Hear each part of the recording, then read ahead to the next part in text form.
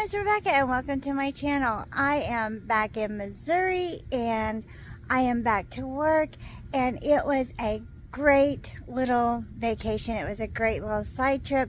I went home to Plymouth, Indiana, and I attended the 57th annual Marshall County Blueberry Festival. If you haven't been, you need to go. It is a hoot and a half. So while I was there last year, I found a Pedestal candy dish, and it was $40, and it was really cute, but I just couldn't pull the trigger on it. And I thought about it all year long, and I thought, I can make this. I know I can make this. So this year I found the same tent with the same vendor, and they had the same Pedestal candy dish, and I looked it over and I thought it was really cute, and I was like, I know I can make this. So I went home and I bought a few little basic items, and with a drill, just a drill and some screws and some wood glue, and some Dollar Tree items. You know, I love my Dollar Tree. So I managed to put together a Pedestal candy dish that I think is amazing. And so come craft with me. Let me show you what I did. Now these were the items that I purchased at Lowe's. I purchased a 15-inch round, wood round, and a 31-inch pine baluster, and a set of 2 wood screws.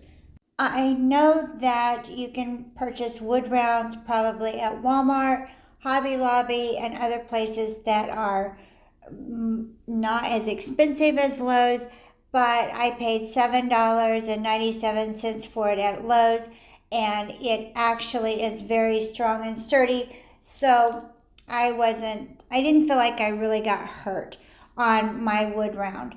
So I just measured right to the middle, and then I had my mom come over and check my measurements to make sure that I was right square in the middle. And she was like, well, this is how I do it, so let me double check and make sure. And amazingly enough, I was right on the money.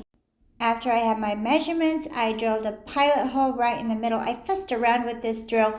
I was using my mom's drill since I was in Indiana. I wasn't working with my tools, and so Mom was like, here, let me have that. I'm used to this, and so she just put that right in. Once I had the hole drilled in the wood round, I did drill a pilot hole in the end of the wood baluster. The wood baluster was $2.47 at Lowe's. Now, I had initially wanted the plain baluster, and it was $1.87, I believe, but it had an angled edge. They were out of the ones with the straight edge, and I did not really want to use my stepdad's saw. So I went ahead with the very fancy turned baluster. And then I also put pilot holes in my little piece of wood. It's a little crafting piece of wood that I pick up in a pack of 6 at the Dollar Tree, and I just wanted to give a little bit more stability to my little bucket. My bucket came from the Dollar Tree. I put my nail in my pilot hole, and then I just kind of hand screwed it in, and then I just drove my mother absolutely bananas with the drill and just tried to put my screw in. I have no idea. For some reason, I was just completely bananas with the drill, and she was like, do you have that in reverse? And I'm fairly certain there for a few minutes I had this little booger in reverse. And so once I got it in the right direction, then the screw actually went in. Amazing. But I had to mess around with it and make my mom nuts for a minute before I actually got it to work. It was just a little bit awkward,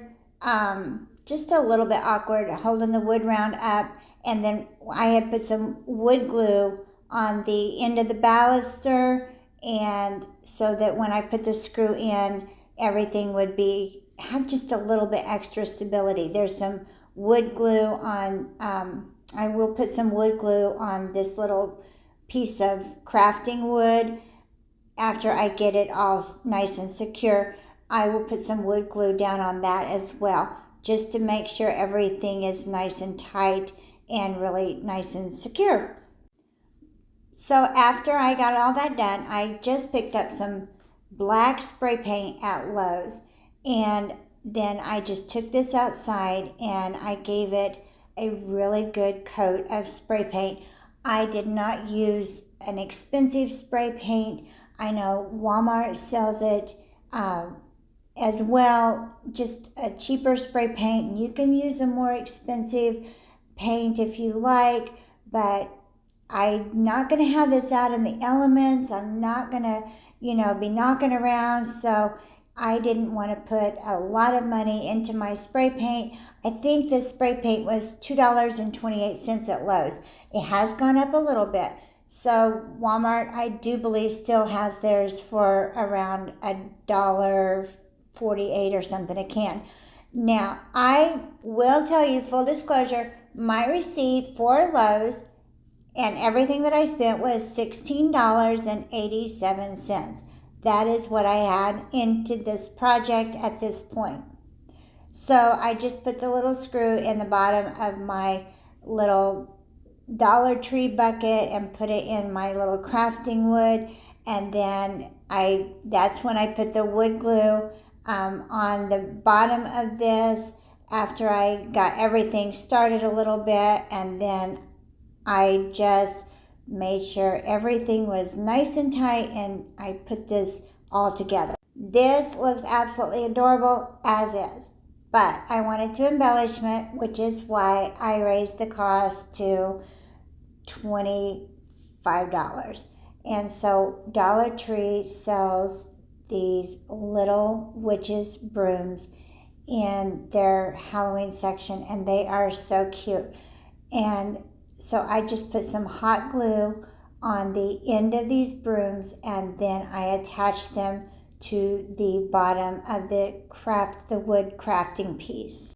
If you did not want to embellish your pedestal dish, your candy dish, then literally you could make this for about $18 or less.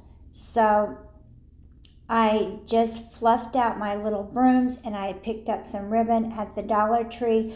I had started one of my bows, and then I just got distracted and I wandered off, but I'm just going to do a simple 4-loop bow, and I just turned the ribbon towards me and then brought the other loop up, and then I just made my little tails, and I already had the other one clipped and laying on top of the little pedestal candy dish, and then I just put them together at a diagonal. Very easy bow. It's the easiest bow in the world. This is wired ribbon from the Dollar Tree. And then I just cut my tails off, and I took a pipe cleaner and I just put it really good and tight through the middle, and then made some really good twists on the back side.